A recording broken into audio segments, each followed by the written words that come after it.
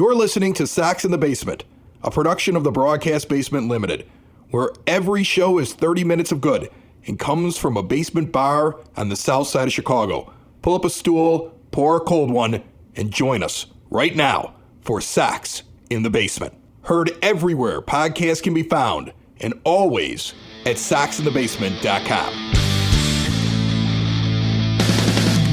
Sitting down here at the 9-foot homemade oak bar, I have James Fox from FutureSox as we kick off a new thing on Sox in the Basement, which is going to be more video, expanded interviews on our YouTube channel. A lot of this is because FutureSox has far more subscribers than I do on YouTube, and I have to catch up. How are you, James? I'm good, sir. It's because prospect content.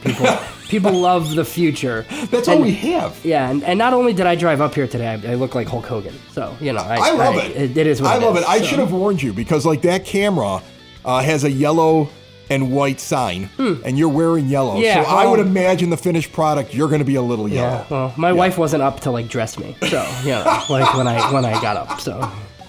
All right, so you're right. Prospect stuff is like the big stuff, and we'll get into some prospect stuff here on this show, and we're going to talk a little bit, I think, about what the White Sox should be doing, which is always different from what they are doing, right? Because I think you get a lot of flack online because you're reacting to things that you know the White Sox are going to do, and people think you're suggesting a bad path, and you're like, here's the thing, like, I'll give an example.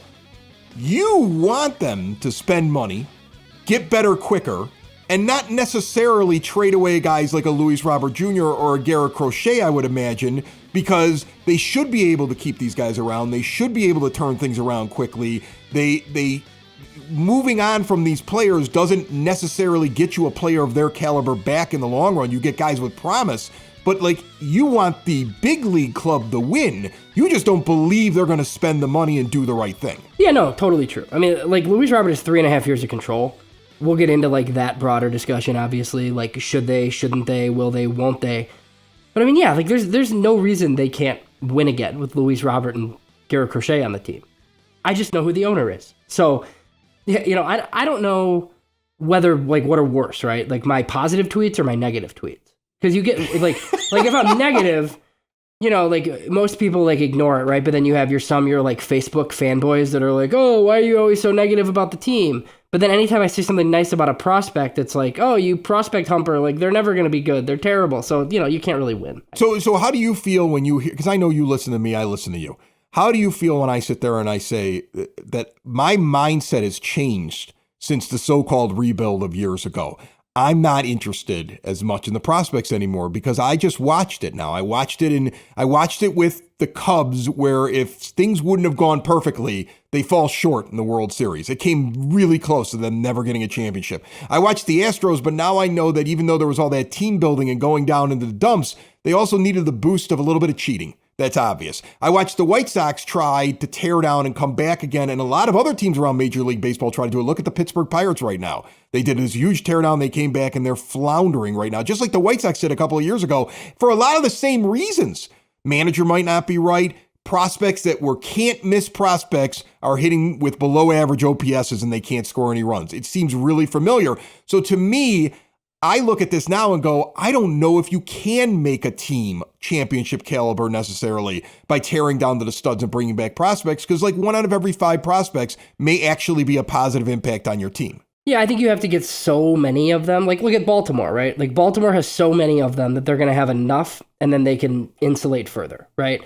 So the White Sox plan before, I think, was sound, but then they did a lot of bad stuff. Now, obviously, like, the prospects didn't hit, right? Like, we're very excited about Yoan Moncada and Eloy Jimenez and all these guys that have ultimately turned into nothing, right? I was excited.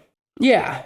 But, I mean, when your free agent moves are I love the Yasmani Grandal signing. It didn't work, right? Like, you signed a Dallas Keuchel. I think we talked before the show, like, the 2 focal points, like, for me, the 2 big, like, things that they blew. Not signing Bryce Harper, who would have come here if you would have ponied up the cash, and hiring Tony La Russa. And the worst thing was they kept looking at Machado instead of Harper. Yeah, and like, Harper was the better option that you could have signed for less money. He would have come. He would have come. He wanted to come. We've seen it in interviews since then, and they just dropped the ball on that. Yeah, they weren't interested. Yeah. Right? So you make those 2 moves. I don't know that you win a title, right? You hire AJ Hinch or Alex Cora But or you're not whoever this. instead You're of not Jerry, right? this, right? I don't know that you win a title, but you're not sitting at 15-47 in 2024. So there are a lot of maybe win a playoff series or two. Yeah, right? There's a lot of mistakes along the way. So I totally understand where you're coming from. Like, I wouldn't get super excited. Like, but to me, like, I know like what the prospect game is, right? Like, I come from it from a standpoint of like, yeah, a lot of these guys are going to fail. The pitchers, like, some of them are going to be in the bullpen. Some of them, like, are never going to even pitch it. Like, that's why you need so many of them, right? Like, when I say good things about these guys, that doesn't mean that I think they're all going to be, like, big league stars. Like, it doesn't work that way, right? But it also doesn't mean that, like, since the plan didn't work last time, that it can't work this time.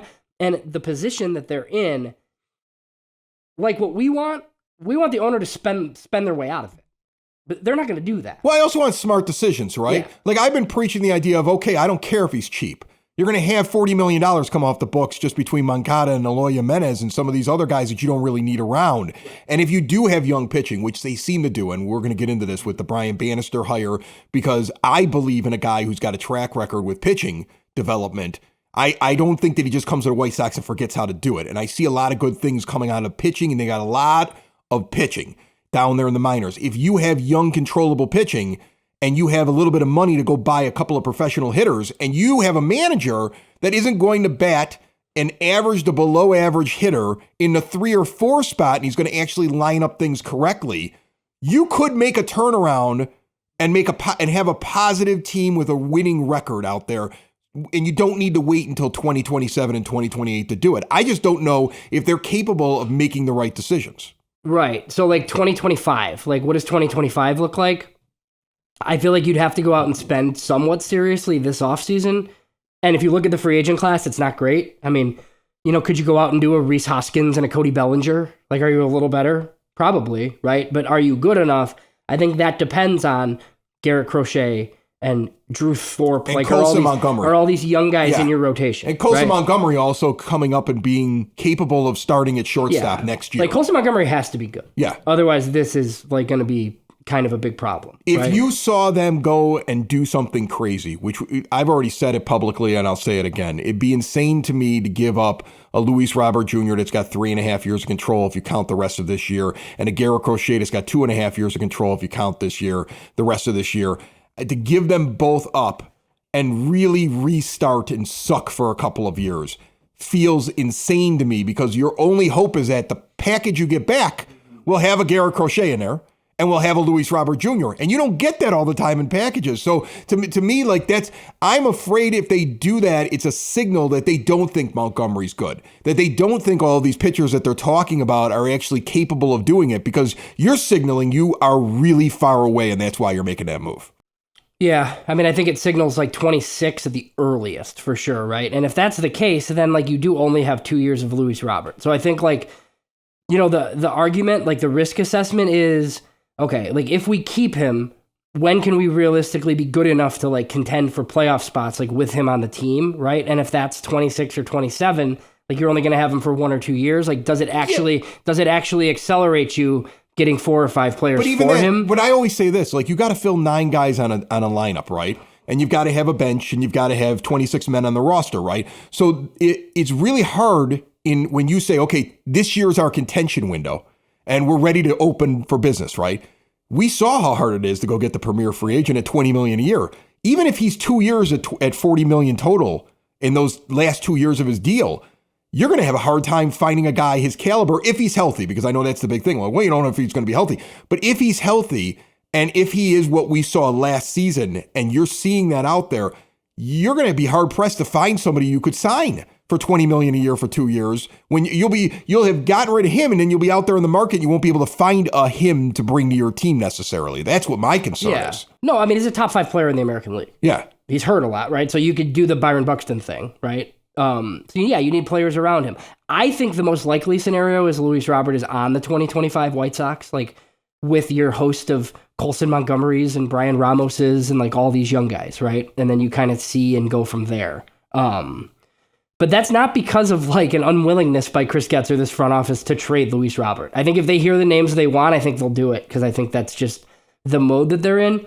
I don't think anybody can do it, Chris. I don't. Like, You look at prospect packages across the league, like Seattle could pull it off because they have like a ton of position player prospects and they're all young and like, but I don't know how many general managers are going to have the appetite to pull like a Juan Soto like trade for Luis Robert, like even for 3.5 years of him, because it's just tough. It's hard to, it's like a hard trade to make if you're the White Sox. And if you're Chris Getz, like you can't sell Luis Robert for like a good trade, right? They can't trade Luis Robert and then you have me on and I say, oh yeah, they did okay. Yeah, like, it's got to be that can't happen. Slam dunk, because that's the thing. Like I look at the Cease deal that was made where Thorpe comes back.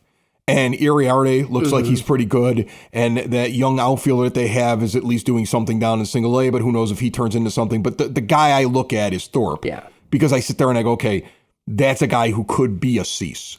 And so to me, I go, he held out. He knew what he wanted. He didn't get exactly what he wanted. He held out. What's up, buddy? We're getting interrupted. All right. Listen, have a good time. All right, bye.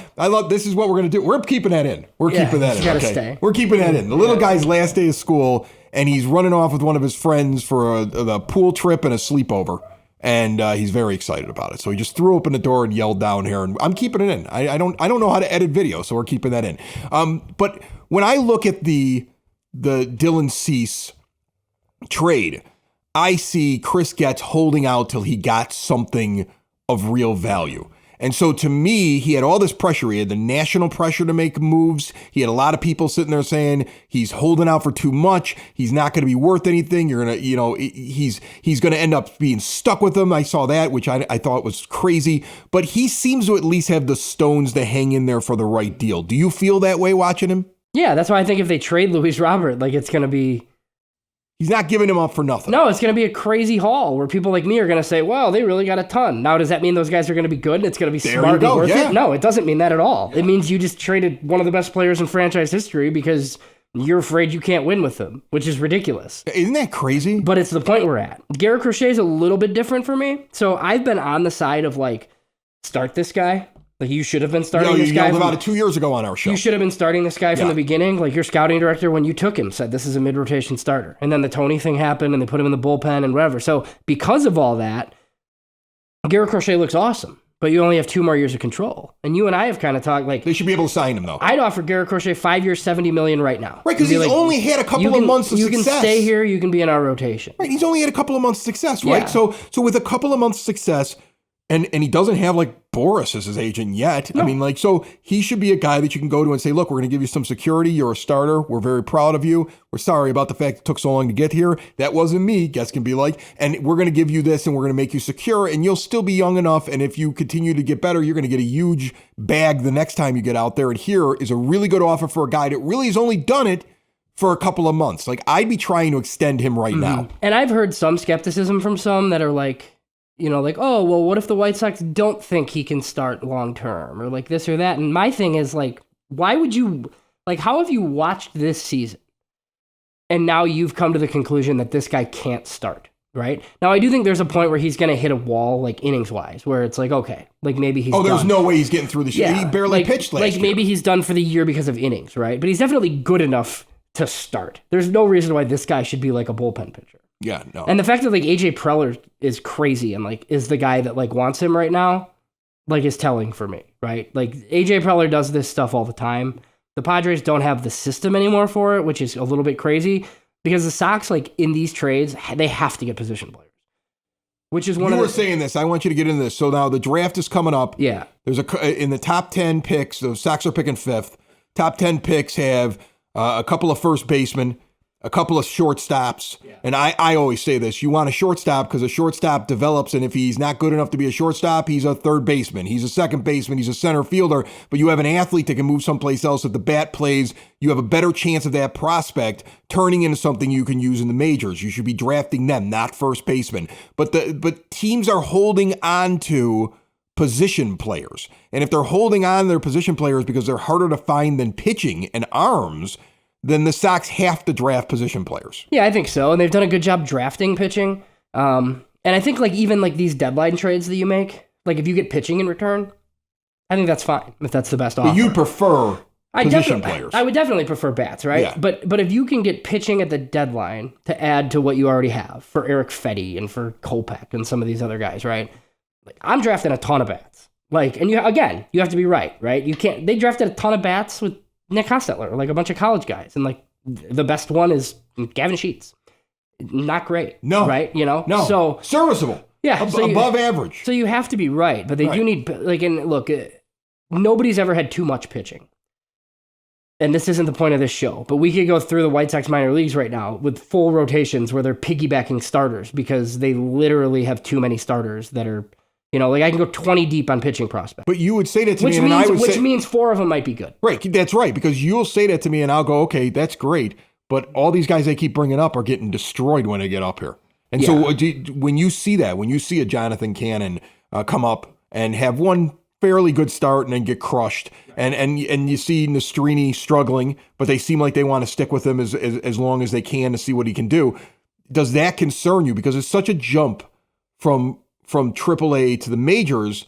On the other hand, it's a bandbox in Charlotte, so I would think that if they could find any success in Charlotte, they should have a good chance of doing well here. What do you make of that? It doesn't concern me because those two guys specifically, I don't think are like definite mid-rotation, like, number 2, number 3 starters. I think they're both back-end starters. Okay. Like, I think Nick Nastrini was a little bit overhyped. He has really good stuff, but he doesn't, like, know how to pitch necessarily, and he's always, like, walked too many guys. So, like, if Nick Nastrini is, the 7th inning guy on your next, like, decent team, that wouldn't surprise me. Jonathan Cannon's as solid as it gets, like, workhorse from Georgia. Like, that's a number 5 starter. Like, it just is. Like, that's a back-end starter. They have guys with much more upside than that, right? Like Drew Thorpe and Noah Schultz coming very quickly, despite like the lack of innings that he has, Like, so... How quick does he get here? I think mid-season next year, probably, just because, like, if he's already at double, like, what are we doing? Like, he's dominating at AA. Why don't in 4 inning starts. Why don't they move these guys sometimes from AA right to the majors? I remember. Well, so that's what's going to happen. I remember the White Sox of the 90s. Guys got promoted to the majors from AA sometimes. Yeah. And they don't seem to want to ever do that. Well, now they're going to do it. Okay. They don't want it doesn't seem like they want these guys pitching at Charlotte. And they also want to win the Southern League title, I think. Like, the Barons are really good. And, like, yeah, great. Like, we can hang a banner for a minor league title if you want. But I'm the guy for years and years that said, like, I don't really care if you win games in the minor league. Because, like, how many prospects do you have, right? Like, are you losing games because you have no relievers? Like, you know what I mean? But others tell me, like, oh, the Rays win every year. Like, their affiliates always win. Like, the affiliates winning is important. So other people think that. Kannapolis Cannonballers are really good. Like, they might win. Yeah, but I don't have any Cannonballers banners down here in the basement. No, I know. They might win their league, and the AA team might win their league. So if that matters, like many people think it does, like maybe that means something. I don't know. But I do think their hub for prospects right now is AA. Because they're not promoting these guys to Charlotte for whatever reason. Like, Nastrini and Cannon are there. But Thorpe, Iriarte, Schultz, like all these other guys, like Kai Bush, who they acquired from the Angels last year at the deadline in a heist of a trade. Jake Eater they got for Jake Berger. Like, all these guys are with the Barons. Yeah. With no sign of, like, them going to Charlotte anytime soon. But you mentioned a bunch of guys, and you've said it a couple times. Not all these guys make it, and it's really a lower percentage that actually turn out into something. So they got a ton of depth, which is a good thing. Do. And they got so the way I look at it, I go back to the rotation. I look at the idea of you're not going to fill all 5 rotation spots. If you've got 15 really good arms down there in the minors, and you're lucky enough that 3 of them join your rotation, you still got to have 2 guys that are up here. Yeah, you got to spend some money on 2 guys. Right, you're not going to find the days of Glavin, Maddox, and Smoltz showing up from the minors and all being spectacular. That doesn't happen very often. That's why I still remember it, and it was 30-some years ago. I do think there's something to the fact that, like, Chris Getz might understand, though, that his owner's not going to pay for pitching.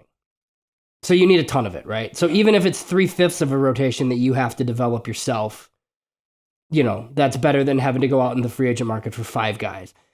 Like, there's been a lot of talk about Chris Getz and whether he's qualified, unqualified, whatever. I think both of us have said many times on multiple platforms, not the hire we would have made. But you still root for him because you don't want him to fail. At a minimum, like, I'm bringing in other people to tell me, like, how poorly run my org is, and I'm hiring one of them.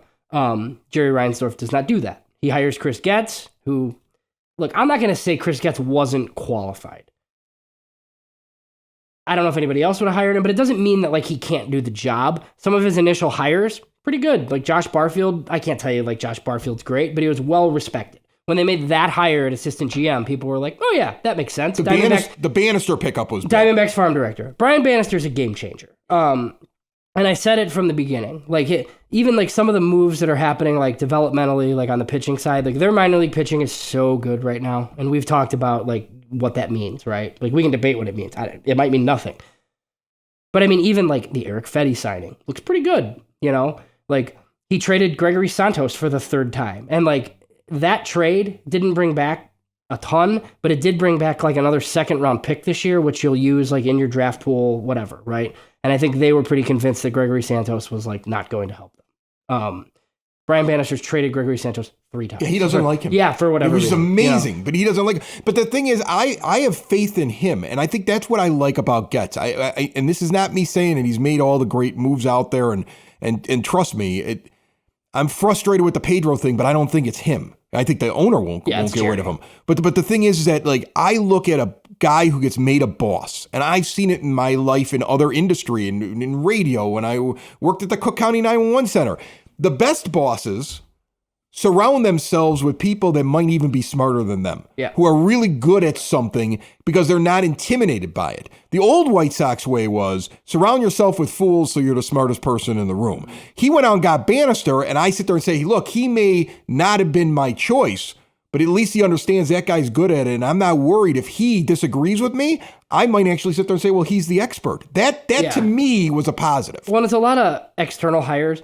And the one thing is there's a lot of stuff that was like happening in the minor leagues, right? That would get attributed to Chris Getz because it's like, well, Chris Getz ran the minors. It's his fault. But I think there's some evidence of Getz being modern, talking to a lot of people, wanting to do certain things that for whatever reason, Kenny, Rick, Jerry, like it just wasn't allowed, right? Like, yeah, he ran the minor leagues, but like nothing gets done without, you know, like superiors. Without the consortium. Yeah. Right? Like that Jerry's got to get into a room with Kenny now, and Rick, and yeah. If there were a few things, you know, and something minor this year, right? Like that I noticed, like all the minor league teams have bench coaches. They didn't have those before? They did not. They had like these extra coaches that would like serve in the role, I think, but like he hired bench coaches. They hired hitting instructors from like a bunch of different orgs, right? So they don't, the one thing that I was like waiting for that didn't happen, they don't have like the Brian Bannister for hitting. No. And like maybe that comes next year, right? But they don't have this like hitting czar at the top of the org where like I'm pretty sure like Ethan Katz makes a lot of decisions. I don't think pitching decisions are happening without Brian Bannister's like approval. No, I get the impression that if he starts to think that Katz, when these guys get to the majors, if he starts not seeing them take the final step, Katz will be gone. Yeah, and he'll install one of his own guys. Yeah, because Getz is going to say like I don't know enough about pitching. This is the guy that I've hired, right? Same thing that I think we've talked about this on another show. Like if you were third in command somewhere, right, and you're the two people in front of you got fired and you were put in charge. Are you doing everything the exact same way as your bosses? No. Right. So like that's why I've given the guy like a little bit of credit, right? Now there's like some reports out there that Chris Getz is a talker.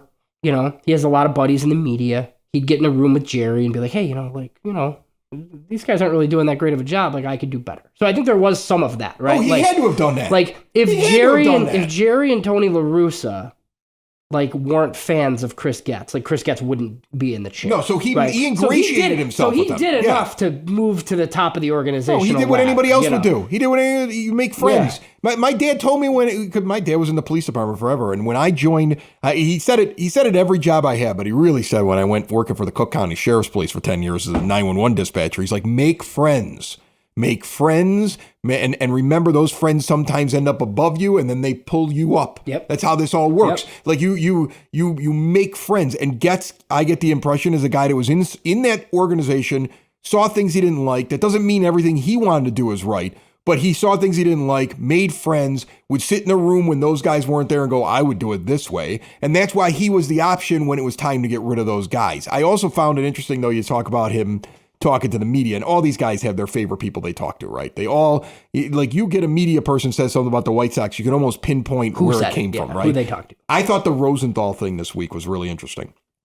because Ken Rosenthal first has a story that Garrett Crochet is, that the Padres are calling on Crochet, right? And he has to talk to the White Sox about that to kind of confirm that, right? That makes a lot of sense. And it's Sox Cubs and he's in town and all that stuff. The next day he's got the Pedro thing. And my first impression was that's got to come from the same guy. He had two stories out of one source. He probably talked to one person about one thing and talked about, now you don't know who he talked to find out what he was doing. But I listened to the Pedro thing and I go, somebody wants him out of there, can't move him out of there. There's a timeline based upon the way Rosenthal put it out. When these young guys get here later, they're going to make a switch basically. And then he throws in that thing like everything's at the will of Jerry Reinsdorf. And it sounds like we have an owner that won't let the move get made, even if they want to make the move. Yeah, it seems like it, because I don't know why else the guy's still here. I mean...